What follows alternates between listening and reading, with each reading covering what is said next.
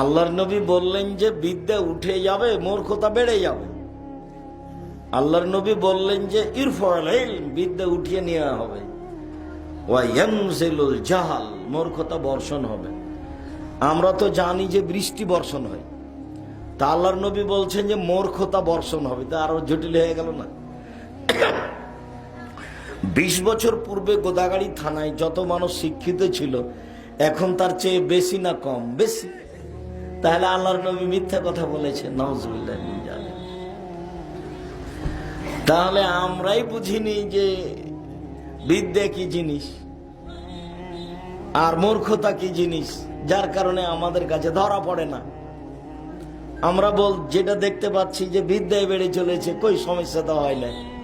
সবাই বলছে এই যে আমার ছেলে মাস্টার ডিগ্রি পাস, ও বলছে আমার ছেলে বড় ডাক্তার, তো সবারটাই তো চলছে, তাহলে ঠিকই তো আছে, বিদ্যা বেড়ে চলেছে। তাহলে আল্লাহ রাসূল যে বলেছেন মূর্খতা উঠে বেড়ে যাবে, বিদ্যা উঠে যাবে, তো এইটা কি দিয়ে বুঝতে হবে? তো এইটা তাহলে 1 মিনিট বুঝাই, তারপরে আগে বাড়ি। আমাদের গোদাগাড়ি থানার একটা মেধাবী ছেলে, কথার কথা, লন্ডন থেকে পড়ে এসেছে, বড় ডাক্তার, পিজি হাসপাতালে ডাক্তারি করে, 3 লক্ষ টাকা মাসে বেতন। তো একদিন আমাদের গোদাগাড়িতে পল্লী অঞ্চলে এই গ্রামে আসলো, দেলসাদপুর গ্রামে। গাড়ি থেকে নামলো, বড় ডাক্তার, গ্রামবাসী চেয়ে আছে, মেধাও ভালো ছিল, সবার সাথে ভালো কথা বলে, সবাই ভালোবাসে, মা চাচি আমাদের ছেলে। গাড়ি থেকে নামলো, দাড়ি চাঁচা আছে, গলায় টাই আছে, প্যান্টটা টাকনোর নিচে আছে, হাতে সিগারেট আছে, এভাবে গাড়ি থেকে নামলো। একটু পরে দেখলাম বৌমা গাড়ি থেকে নামলো, গায়ে হালকা হালকা কাপড় আছে।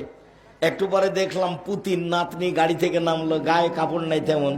দেখি গাড়ির পিছন দিকে কুকুর আছে। তাহলে এখন যদি কেউ চিন্তা ভাবনা করে, বুঝে, যে তাহলে ধরা পড়বে যে আসলে বিদ্যা বেড়েছে না কমেছে। আর একটা কথা, যে ও যখন বড় ডাক্তার, ও যখন প্রেসক্রিপশন লিখে, তখন ও জানে যে যে ওষুধ লিখছে তার চেয়ে ভালো কোম্পানি আছে, কিন্তু এইটা লিখলো কেন?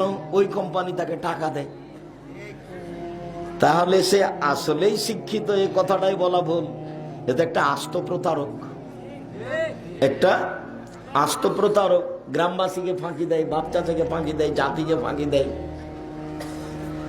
সাথে সাথে এত লাগে যে জানে যে এতগুলো পরীক্ষা দেওয়া লাগবে না, 4-5টা পরীক্ষা দিয়েছে এমনিতেই। বড় ডাক্তার, ভালো বুঝে, সবাই বলছে, সবাই তখন নির্দ্বিধায় টাকা খরচ করছে। আর আমাদের দেলসাদপুর গ্রামে অনেক অকেজো ছেলে আছে, সেইগুলোকে কাজে না রেখে সব বেটি ছেলে রেখেছে সাথে। সব মিলে একটু দেখো তো ছেলে আসলেই কি শিক্ষিত? সব মিলে কি হলো? সব মিলে হয়নি।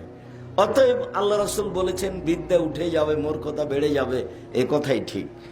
আমি আর আপনি, আমার বোন আর আপনার বোন, আমার বাপ আর আপনার বাপ আসলে বুঝতে পারিনি বিদ্যা কাকে বলে। যে বিদ্যায় জাতির উপকার করে সেই বিদ্যাকে কি বলে? বিদ্যা। তবে বিদ্যা যে জাতির ক্ষতি করে, এ কথা আল্লাহ নবীও বলছেন। আল্লাহ নবী বলছেন, আউযু বিকা মিন ইলমিন লা ইয়ানফা, আল্লাহ তোমার